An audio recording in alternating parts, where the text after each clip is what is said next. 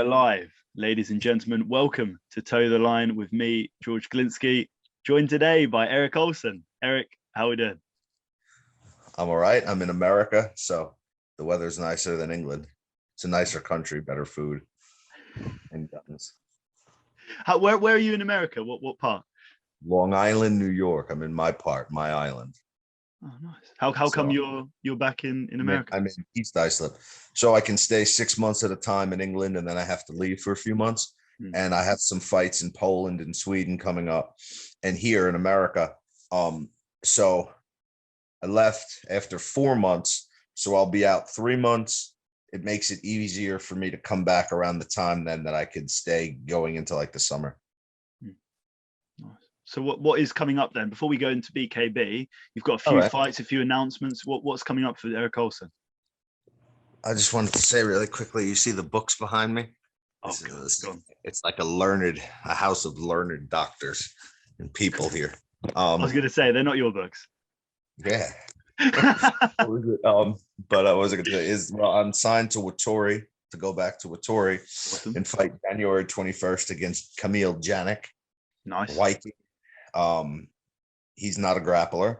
The last guy I fought in Wattori was a legitimate brown belt and a MMA guy. So that's why he ended up submitting me. This guy isn't a grappler. This guy actually asked me to keep it standing. He's just a kickboxer. Cool. We'll see how the fight goes. I mean, I'm not one to try to. It's very tiring to wrestle around with 95 kilogram people. So as much as I'm training and doing my sled pushes and all that wrestling, I know I can do it if I have to. So I have no problem just headbutting and punching, and we'll see what happens. But that's Poland.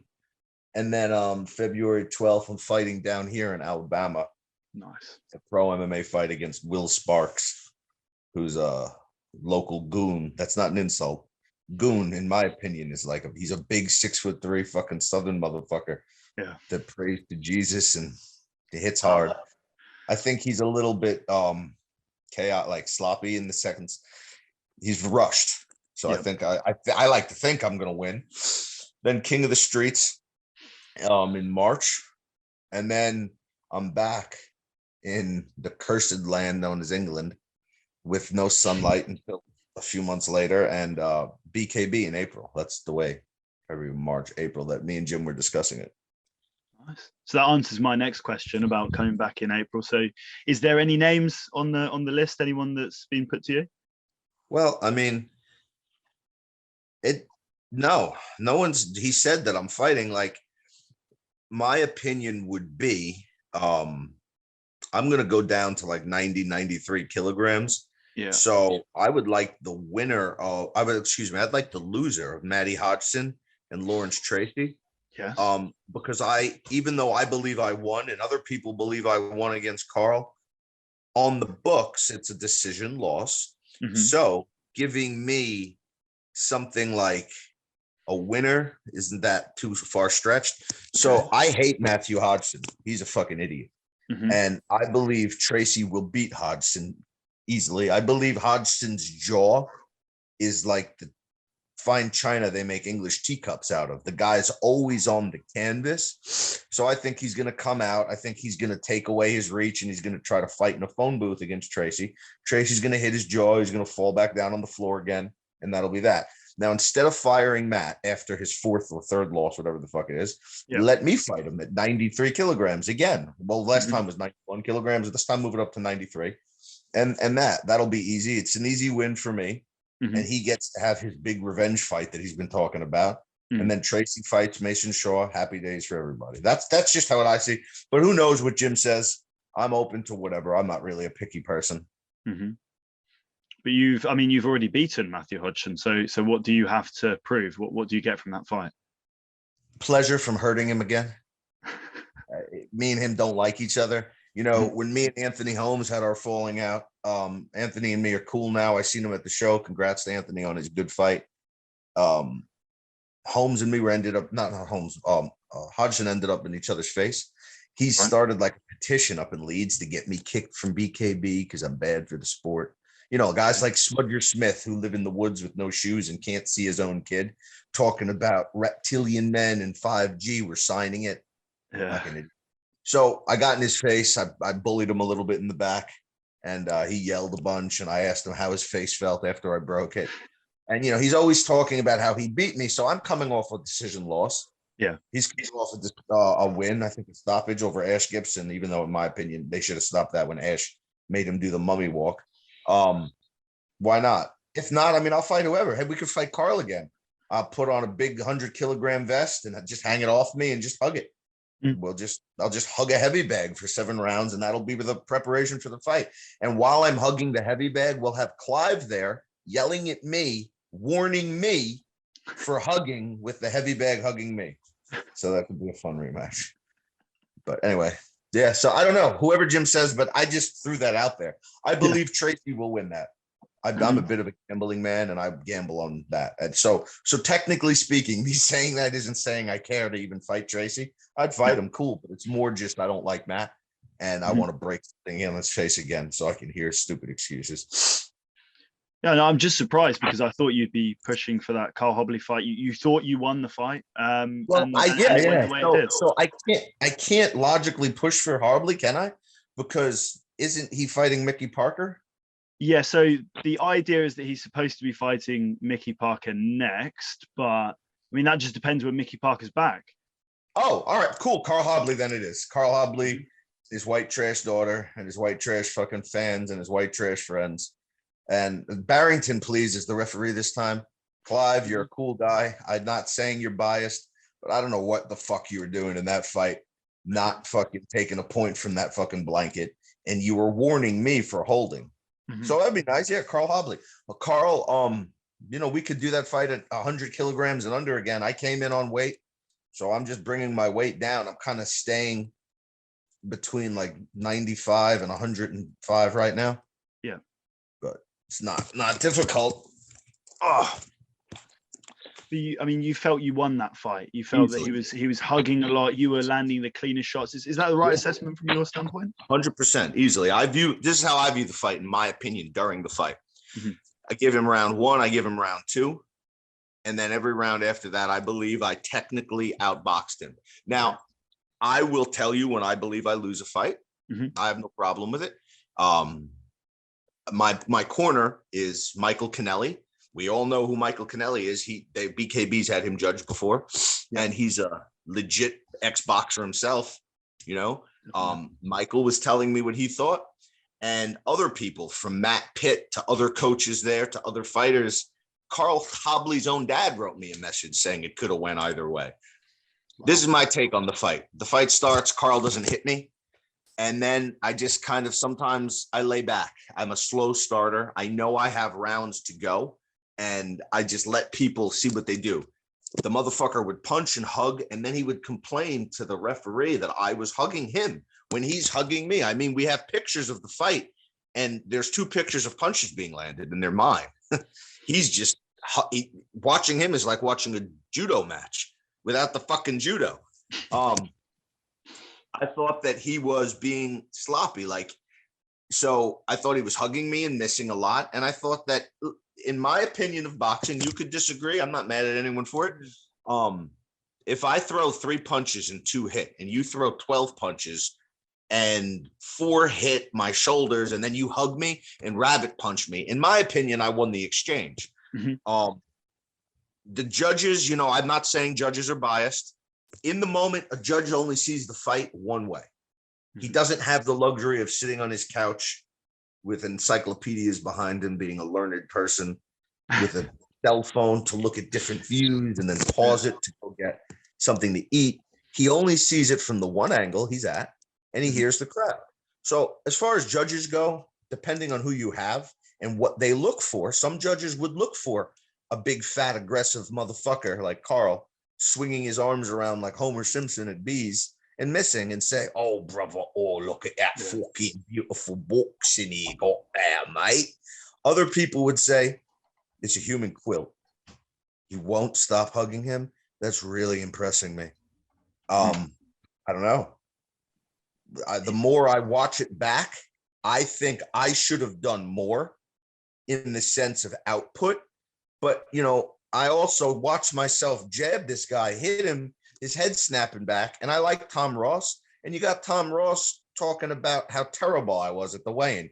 He won't even cite like my jabs. I'm not saying he's doing it on purpose. I'm saying he's caught up in the emotion. Yeah. Yeah, so I think I won that. And I think that if I fought him again, I really would like a referee to take points on somebody that doesn't stop hugging you. I mean, what is the point of it? I've seen it happen in fights before. I mean, you saw the fight. He would throw a punch. He'd throw a punch. I'd slip it. He's grabbing me. Mm-hmm. Why isn't he being taken a point for that? And why am I being warned for it? What the fuck did I do? Mm-hmm. I mean, it's a difficult one, isn't it? Because usually, and I think this is maybe where he's coming from, is usually the person coming forwards with the aggression is, you know, going into the stationary opponent, and then the usual circumstances, the guy on the back foot is coming in and hugging. In that situation, I believe that Carl Hobley was coming over the top of you. So again, I can see where you're coming from, but I can also see where Clive might have seen it differently. Well, I mean, Clive might have been drunk, because to see that for 7 rounds is getting a little excessive. And if he hadn't warned me, I was slipping my head down low like I like to do. Yeah. And Carl complained. He pointed at me and said, he's fucking moving his fucking head down too low, mate. He's fucking moving his head down. And Clive said, one warning. Yeah. Don't do it again. Don't move my head again. Get the fuck out of here. Then I land a right hand. I bust his stupid fucking eye open. Mm-hmm. And Clive's telling me, I'm one warning, headbutts. I didn't headbutt Carl. I didn't headbutt him. If I headbutted Carl, he would have known him. The reason I was actually fair, shaking his hand and being nice to him, he apologized. He apologized for his stupid fucking white trash fans. He apologized for everything. And when we got in the ring, all the drama in the back was forgotten. It's why I didn't headbutt him. It's why I didn't low blow him. It's why I didn't elbow him or anything weird. And yeah, so the judges said 1 round to 5. 2 judges, 1 judge had a few rounds of draw. 2 others had it in his favor. But I mean, like I said, that's just my opinion. That's that. This guy's still talking about it. Well, that's the thing is things have changed. Watching that fight, I thought you guys sort of made up, I thought brilliant, respect's back in there, but then instantly social media comes alight. You're both speaking again like you were before. What happened? All right. So at the weigh-in, I see Carl. I'm not fake. Yeah. I spit right in his face. He looks like he's scared. He looks like a fucking traumatized child. Now, he runs and tells Jim, if someone spit in my face, I don't give a fuck if it's the president. I'm getting you, or I'm going to try. This fucking guy gets a face full of my saliva, and he runs and tells. So right there, we see what Carl's about. He's definitely not about being fucking barbaric. Jim gets mad at me. Don't do that. You'll get fired. You do that again. No problem. I understand. Nobody likes to get spit on, but whatever. It had to happen. What was it? Carl's talking all this shit. Carl's saying, he's going to knock me out. He's the giant slayer. He doesn't punch hard. Carl is a very weak puncher. And I'm going to get tired. Who was tired in that fight? It wasn't me. I was barely breathing heavy, and I was carrying his fat fucking body around for 7 rounds. So after it, he sends a message back. I'm sorry for my fans and the way they've behaved. I have no problem with you. I'd like a fair fight. No problem. I get in the ring. His fans, I'm flipping everybody off, harassing everybody. I slap that one fan in his mouth when I'm walking out, right in his big fat fuck off chops. That asshole's standing right at the fucking barrier, flipping me off. Yeah.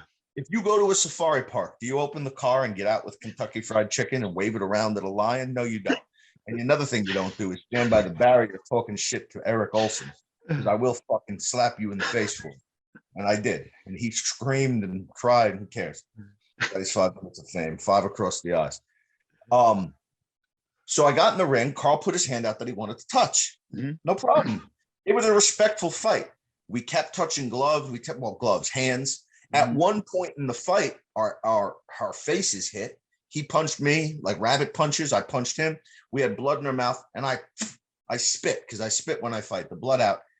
And we laughed because some of it got on him, and he went like, oh, like he put his hand out. That's that picture that he's smiling in. And I laughed because I said, no, I'm not spitting on you.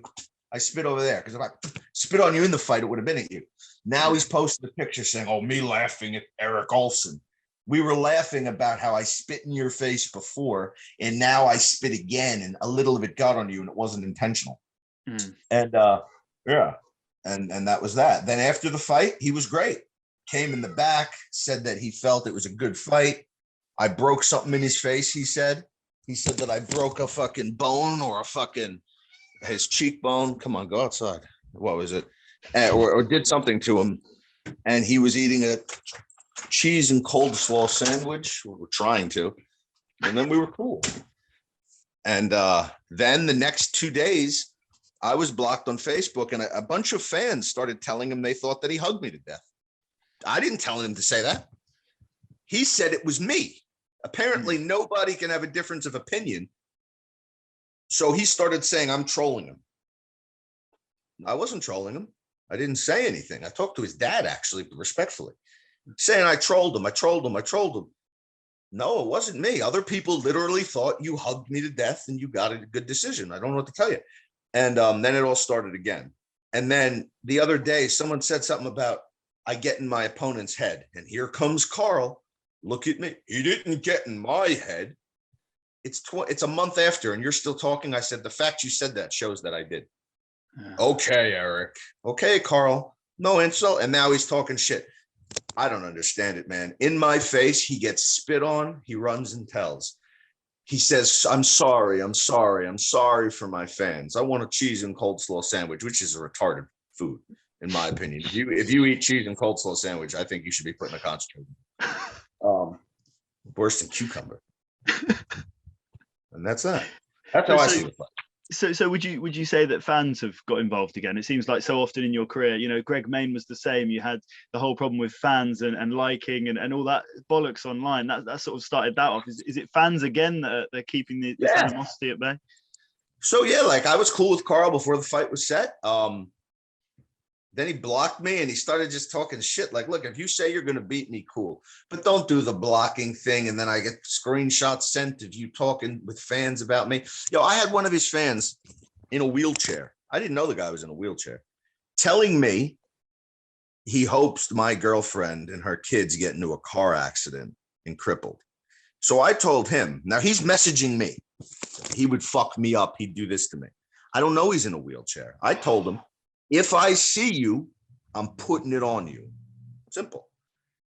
And we get into it. And then at the event, I'm in the back. He's messaging me. We're all outside. Come outside.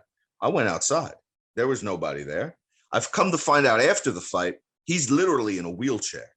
So I told him, yo, if you say something that you've been saying for days and you think that wheelchair is going to save you, I'm flipping you out of that wheelchair and I'm going to stomp you. I'm fucking you up. I want to beat up a person in a wheelchair. I want to beat up somebody with no legs. I almost did that to a guy at a strip club once. I almost beat up this fucker who had no legs. He had these little like strap-ons because he pissed me off. That's points on the board for me. That's exciting. Like I could sit in a prison cell and be like, yeah, I stomped that motherfucker and he was in a wheelchair. Like that's cool. I like that. I'm not saying I'm going to go out and beat up the disabled, but if you happen to be power from the waist down and you're bothering me, I will fuck you up. There's no fucking is what it is. Yeah, so his fans got involved and it got stupid. And then he said sorry for everyone. And then he hugged me for 7 rounds. We move on. And I mean, that was the end of the fight. From my perspective, it was disappointing. I was expecting this big war, this exciting. Always, you know, you said I fight to the level of my opponents. And a lot of the time that's true. Yeah. It's very difficult to fight certain people. If you watch me and Ricky Nelder or Ryan Barrett spar, it looks like something that would be on Showtime Boxing. Yeah. You know, if you watch me and Nelder fight, even though he won that fight, there was a lot of good slipping and exchanges in it. But then you get these guys like Carl and Midgley, and it turns into just a heavy punch, and then they try to hug you and smother you. Mm-hmm. And as a fighter who's a boxer, you've boxed, you can't punch here. And I learned in my amateur days, if I'm sitting here trying to punch in close, I'm just going to get tired. So then I don't do anything. And then that's where the ref needs to say, yo, if you throw one punch and hug him again, I'm taking a point. You've done it 30 times. We're not going to do it 30 more. So it was very anticlimactic. I didn't think he was going to do that. I mean, I knew he was going to hug me and try to overhand me, but I didn't expect all that. Like every shot he threw ended with him grabbing me.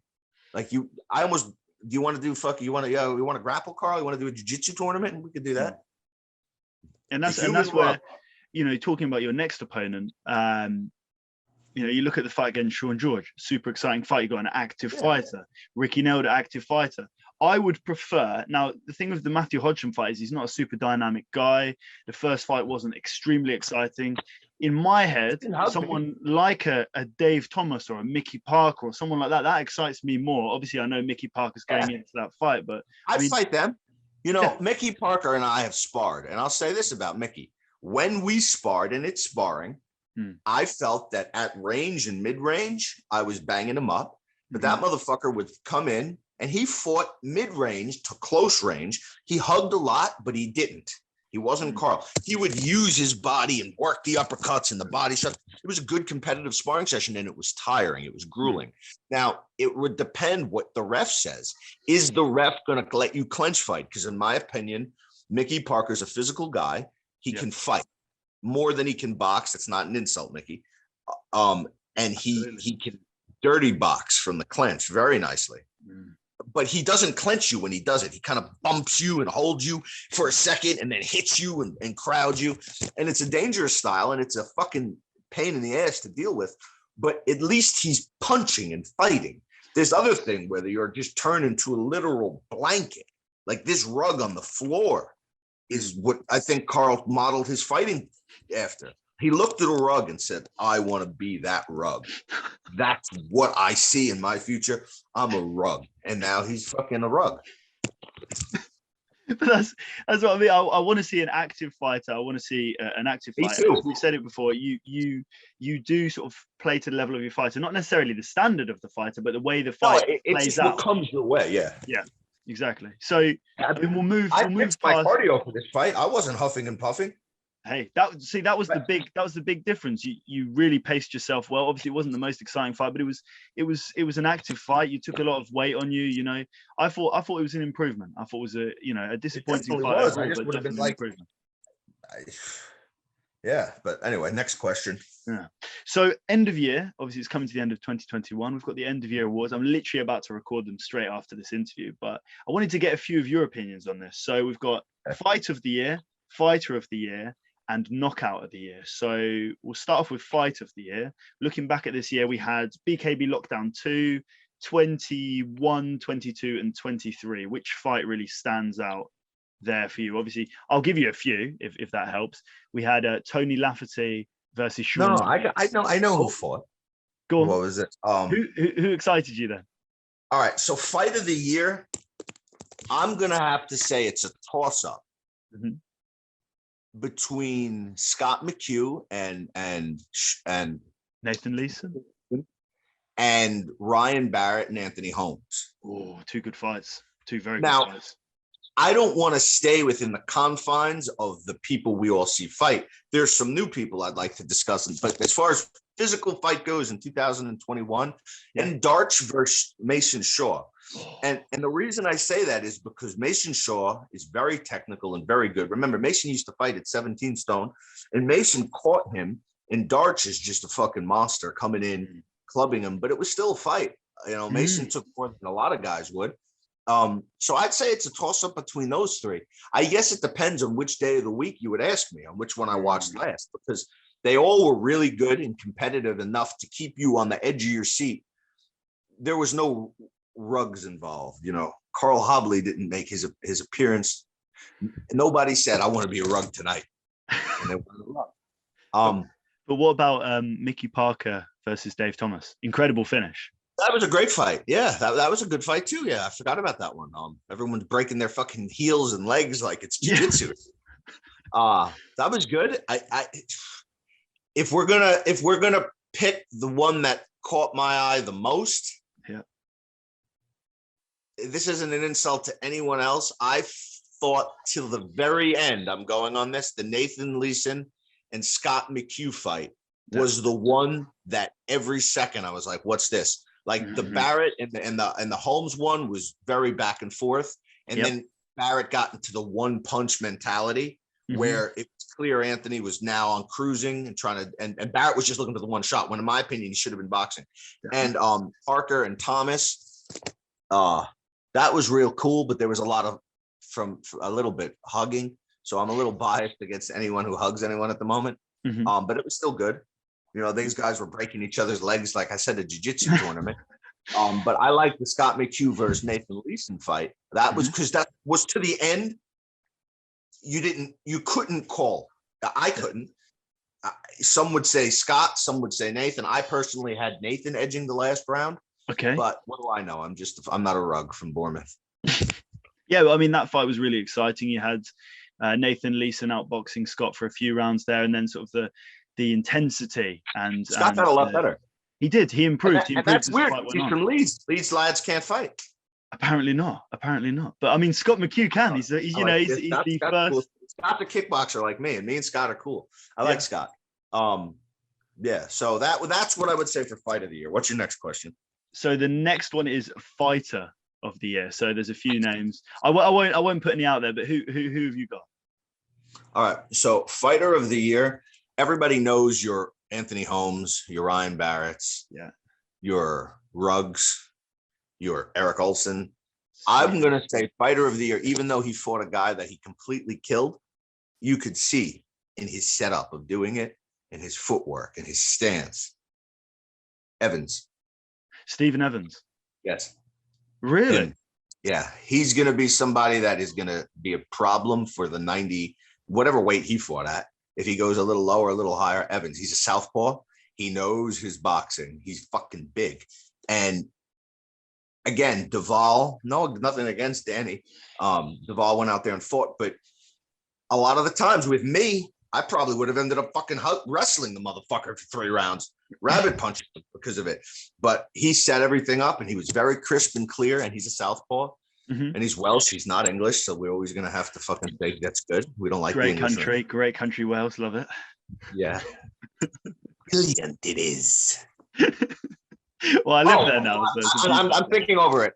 Fighter of the, and the reason I don't say Dan Chapman for the record, because I like Chapman a lot. Yeah. The reason I don't say him is because Chapman is like the cheat character in a video game. You know he's better than everyone technically. You know that if he was heavyweight, nobody's doing anything. If he's lightweight, if he's middleweight, Chapman is the one guy that's like God of the boxing multiverse by my standards, in my opinion, where everyone there, you have two schools of thought. You have my school of thought to say that motherfucker's great. I wish I could do that. And then you got these, I fucking hate that motherfucker. I could do that. You can't do it. Like he gets some people mad on how good he is. So I don't even include him in that because in my opinion, he's like the Thanos of the boxing. Like you wish you could get the 5 stones and do what Dan Chapman does. So what about Jimmy Sweeney though? I mean, I know it seems Sweeney, like a broken record. We know Sweeney. So yeah, I didn't want to judge on anybody. I mean, Sweeney's still the man. Sweeney's footwork's impeccable, and he's a power puncher. What I like about Jimmy Sweeney is that he's like James Toney. He catches you and knocks you out on counter shots, but he can blitz you and fuck you up. I sparred Sweeney, before. Every punch landed accurate as fuck on my nose with gloves on. It was his footwork that was so offsetting. Jimmy beat Irish Andy Lee in the amateurs. Not a lot of people know that. Who's a professional, one of my favorite professional boxers. But Franco's a monster too. Franco lost that fight, but he won the one before it. I just didn't want to talk about people that everyone know. I believe Evans is going to make a lot of fucking noise on the scene and beat up a lot of English people. So because the next question was like, who should we look out for in 2022? So would you say that'd be Stephen Evans as well, or would you switch? Ryan Barrett, Ryan Barrett, Stephen Evans. Who the fuck else is it? Not Carl Hobley, definitely not him. The guy's boring. As far as new people go, I mean, I've seen some of the new people. Elliot, he was exciting. I mean, he's exciting to watch because he fights hard and he likes to fucking, but we're going with technical boxing skill. Yeah. And I'm not saying Elias can't box. I'm just saying by comparison, because Ryan Barrett can and he can punch. And then you have Evans and they're new. So I'm going to go with them. Cool. I think Barrett's going to absolutely annihilate this Polish guy who seems obsessed with fighting me all of a sudden. I know. Me and him fought on Wattori together. Yeah. we were cool. We were hanging out for 2 days, eating dinner together. And he was always saying how he didn't want to box with me. He was going to leg lock me. He's a leg locker. Right. He's got no ears. He can fight. I don't know how he can box, but he can fight.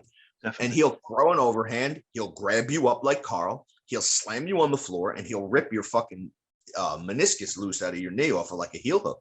You know, in a real fight, because boxing's not a real fight. That guy's a fucking problem. And now he's obsessed with fighting me. He was saying, for you, I will go to 93. What the fuck did I do to you? You want to get beat up by me? What the fuck? You got your hands full with Ryan Barrett. Yeah. So Ryan's got this fucking nickname, the Cockroach.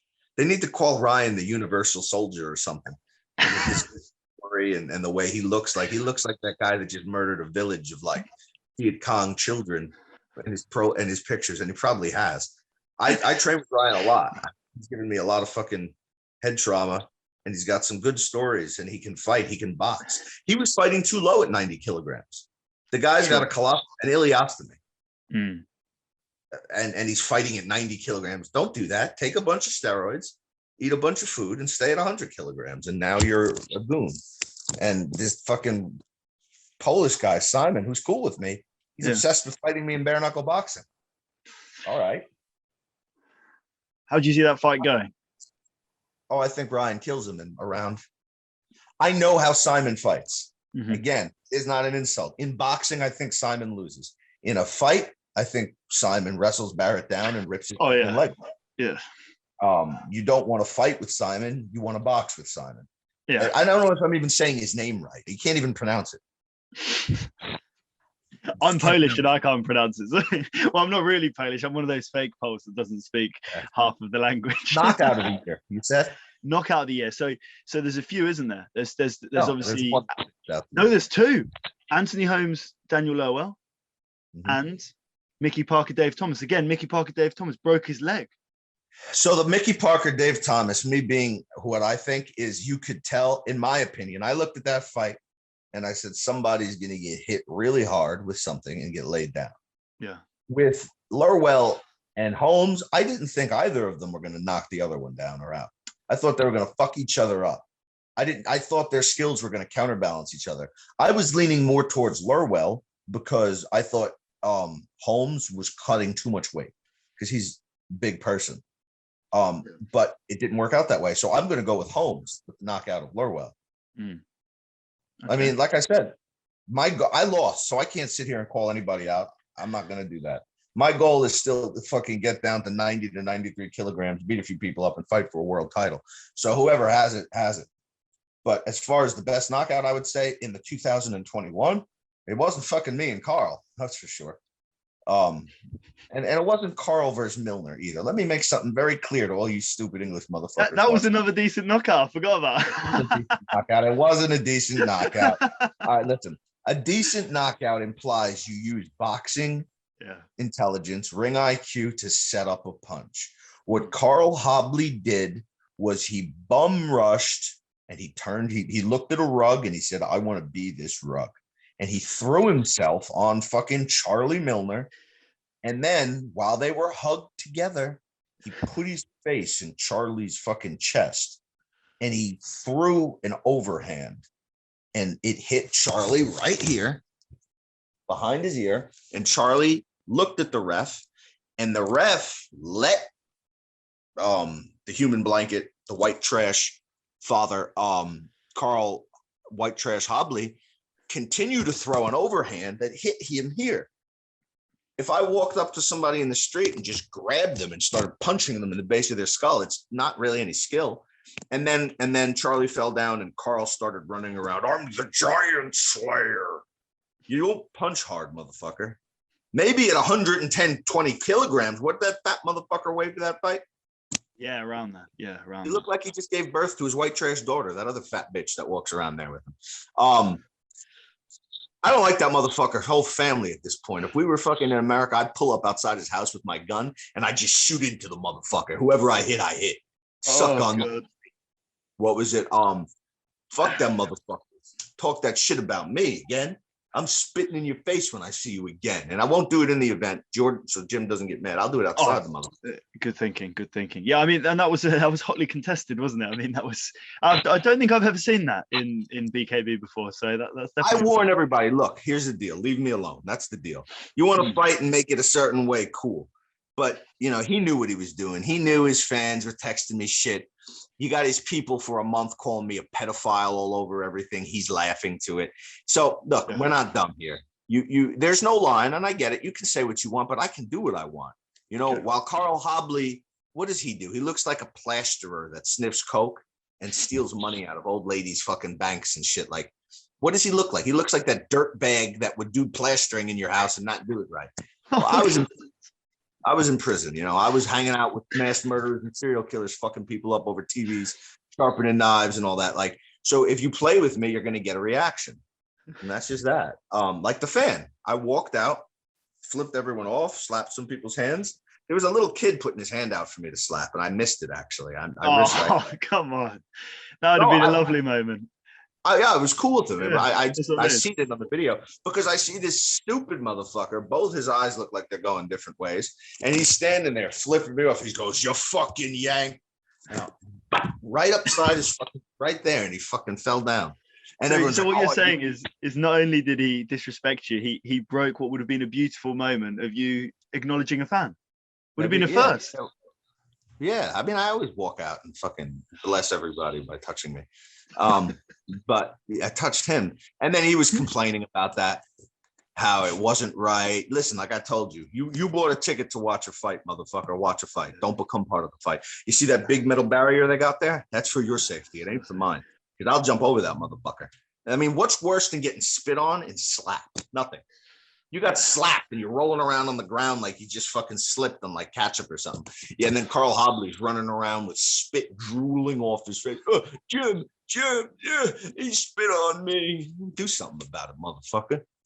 Bitch, little bitch. English, it's such trash, George. I hate motherfuckers. I can't stand them. I want to fucking become I'm all about Ireland and Scotland and Wales. Anything that hates England. So it's obviously Northern Ireland, Wales, and Scotland. Which one's your favorite? What's your favorite British? Oh, Southern.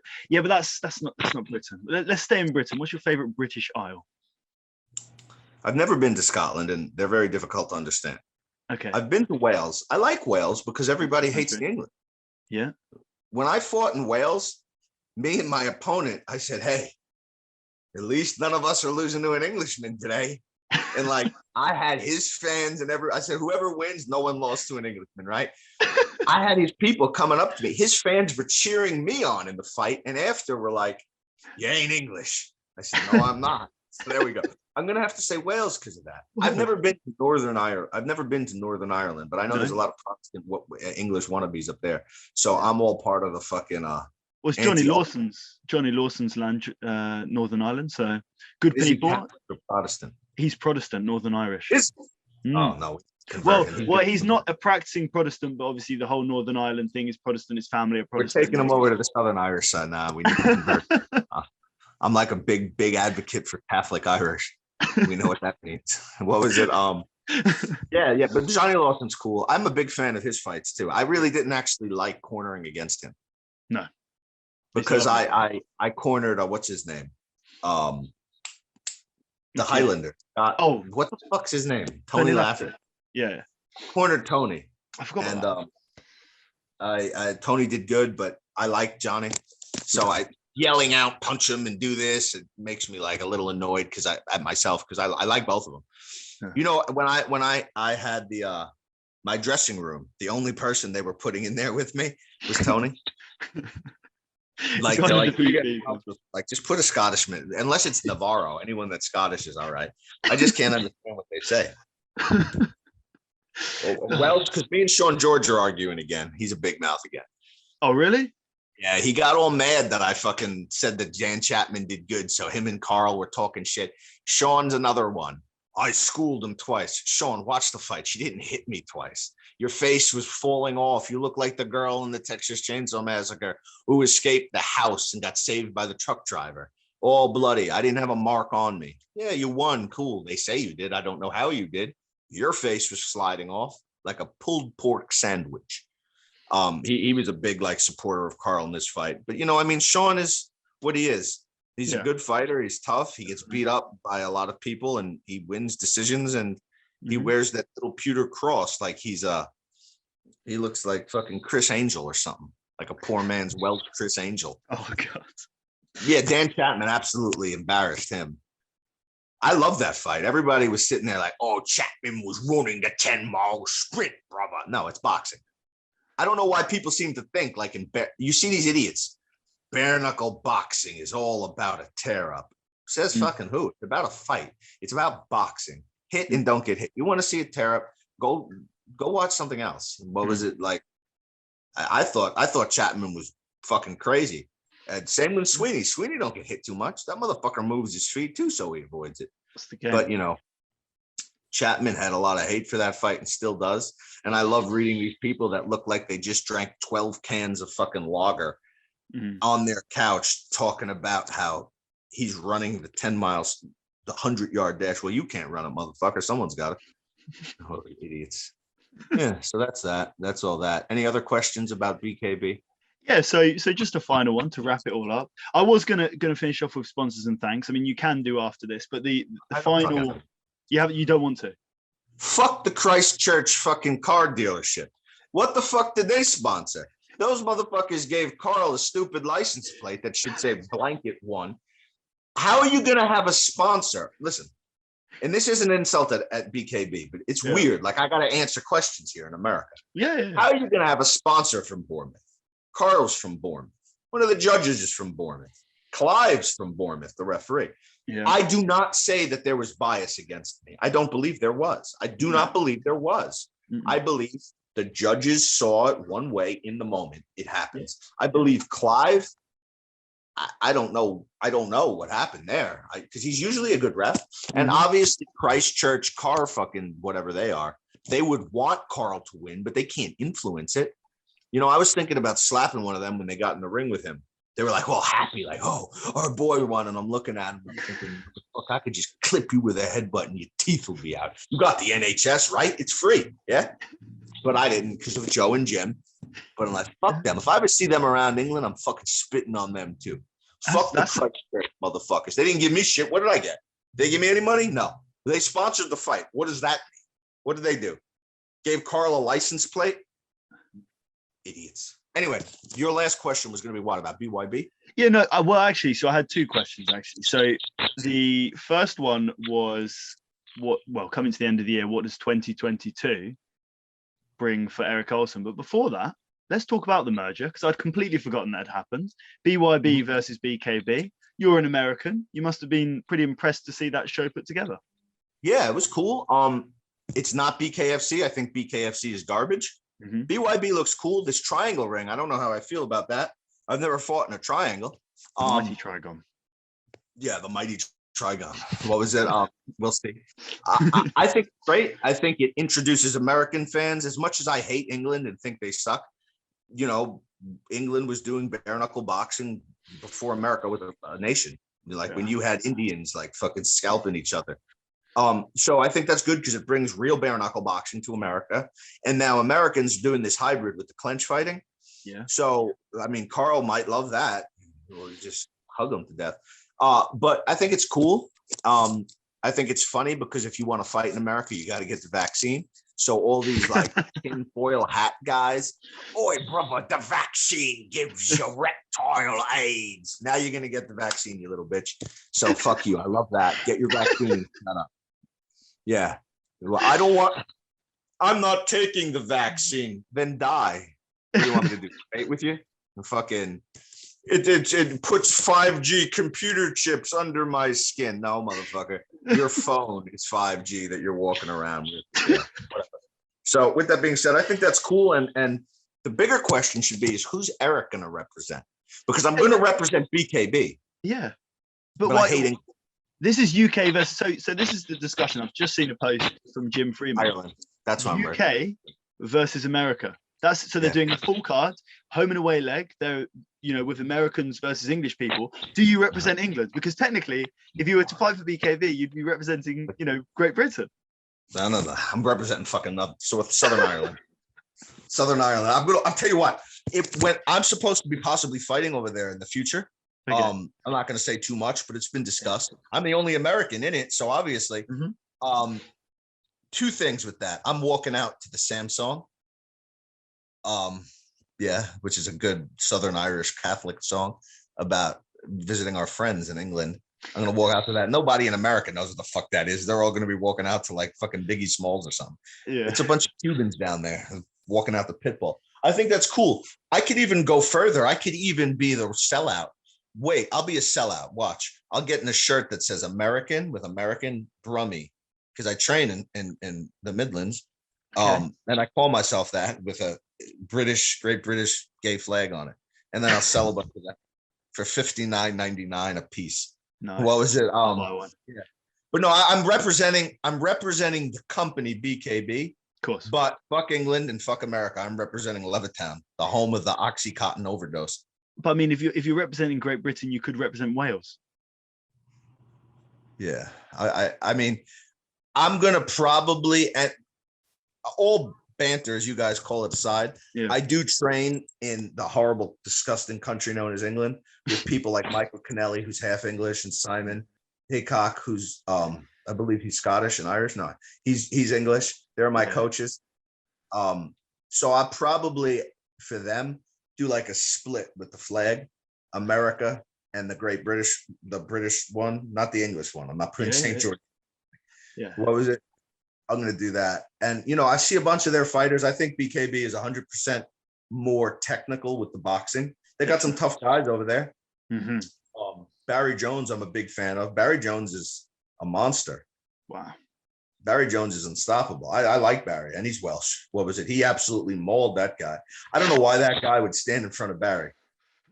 I don't know why anyone would, to be honest with you. I mean, you got to look at your opponent. I know people say, I don't look at my opponent. Okay, no. You do. You're lying. You do. You get bored. You want to see whatever. And he watched all 5 of Barry's fights and thought, I'm going to go out and stand there. That's a good point. Should have been a rug. He should have pulled a fucking page of Carl's training book and tried to hug the guy. Yeah. And then Tony Bindon, he didn't get Tony. I actually called him Tony Biden. I thought his last name was Biden for a while. Toby. Oh, you did? Yeah. In one of our interviews, I think you called him Toby Biden. Yeah. I thought his name was Toby Biden. It was Toby Bindon. Toby didn't get to fight because something happened with the weight. Yeah. Whatever. But I'm going to say this Mallow guy, they need to stop with him. I saw Mallow was talking about fighting Toby. You don't get anything out of that fight. Mallow is a cool guy. He talks shit to people. He hates Tyler. And this isn't an insult to Mallow. But he can't box on that level. Mallow's going to get hurt against a guy like Toby so fast, it wouldn't even be a fight. And then for all these people that hate bare knuckle boxing, it looks one-sided. So it wouldn't be a good thing. And that's no insult to Mallow. I like him. If Mallow wants to fight somebody and have all this money, fight me. I'm king of the streets. Give me $30,000. No, I'm kidding. What was it? But yeah, that's just my take on that. I think BKB will continue to win those fights. I don't think the clench is all that fucking devastating unless you're in the heavyweight division and take a punch behind the ear. And Toby is a Thai guy and a Lithway guy. So what are you going to clench a Thai guy? Good luck with that. Yeah, he's very suited to that style. I think, as I say, and he's English. Look at that. I'm being nice to an English person. Yeah, he's a nice English person as well, from down south. So, everything's better down south, I think. That's just my opinion. Huh? Where's he from? Devon? Torquay. So that's, I was down there before for a day. Nice place. Well, it's in England, so I wouldn't go that far. But it's definitely better than North England. North England is just horrible. I think the entire North should be depopulated. Fair enough. Okay, well, that keeps me alive, so I'm not too bothered. Motherfucker, you're on the fucking list. I'm going to spar you one day and hit you in the ribs. You're not sparring me. The one time I ever sparred, my first ever spar in the history of man. Since then, I've come on a lot. I sparred 6 BKB fighters, very lightly. Don't get me wrong, but I'll never do it again as long as I live. So, It was Mickey Parker, James Kennelly, Dan that's Chapman. A nightmare. Yo, why are you sparring those people? I don't know. Smudger Smith. Smudger sucks as a human being, but as a boxer, he's very good. Carl Hobley. He's still too big. Too big. No, this is like if this all online. This is when I like first started boxing. So like this is like the worst. The fact that it's on the internet makes me want to die all the time because I watch it back and James I'm like, Kennelly's a fucking monster. James Kennelly. Why the like even if they're going at 50%, it was horrendous. Dan Chapman, like Dan Chapman. How? Why? So yeah, it's not happening again, Eric, and especially not with you because you won't go 50%. You're fucking throwing overhand, and I'll go. I go light. I'm nice. I'm not a dickhead to people in sparring, but I would hurt you because you don't eat meat. I'm sick of it. So I'm not sparring you. So I'm sick of the vegan shit. Stop it. I'm sick of it. Never happening. It's never happening. So finally, till you make your ribeye. Let's wrap it up. Final question. The question I really want to hear from you. 2022, the new year, new me, all that beautiful stuff. What does 2022 bring for Eric Olsen? I threw that in there because I knew you'd cringe. Hopefully I just get to fucking hurt a few more English people and cut them up and just, insult with everyone. Everyone's a fucking motivational speaker. I'm not. I just want to slap fans on my way out and spit in people's faces and disrespect their families. That's in BKB. Over here, maybe a few more things against the community that I live in and all that. But yeah, just get back on the winning track because this decision went against me.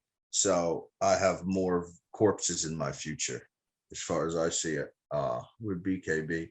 Keep getting my weight down and just tell everyone they're soft. Everyone's soft except me. Nice. And that's your final comments for this interview. And Carl Hobley sucks and he's white trash. And his daughter's white trash.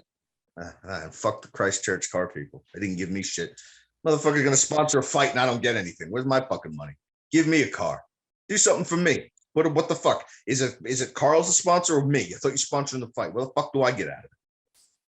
True, very true. So yeah, so Christchurch, we've given you some fantastic sponsorship deal there. So we're expecting a fair. I used to live down in that area. No, I used to live down in there. You lived in Christchurch? No, I lived in Boscombe in Bournemouth. I lived in Boscombe when I first came over. All the heroin addicts on the street fucking begging you for change. All the Polish fucking heroin addicts laying on the fucking street. Family Inn down there. Green Pub's down there. Green's Pub. It used to be Rivera's. Charcoal Grill, that disgusting chicken spot that tastes like they're cooking people's fucking dogs. Right on the beach. I used to be down there when I first came over. That's where I got this tattoo. Here, that's where I got this tattoo from Family Inc. from Rudy from South Africa. Did this, and this guy was by a guy from Brazil over here. He did that. Rudy did that. I was down there fucking when Carl was sniffing coke, ripping off old ladies doing bad plaster jobs on their house. I was down there fucking fighting Nathan Leeson and stuff. So yeah, Christchurch. To Christchurch, I want to say, please don't file a defamation lawsuit against me. This is all Eric Olsen's opinions, and that's your interview. So Eric, thank you so much for your time. Later. Have a nice day, George. Bye.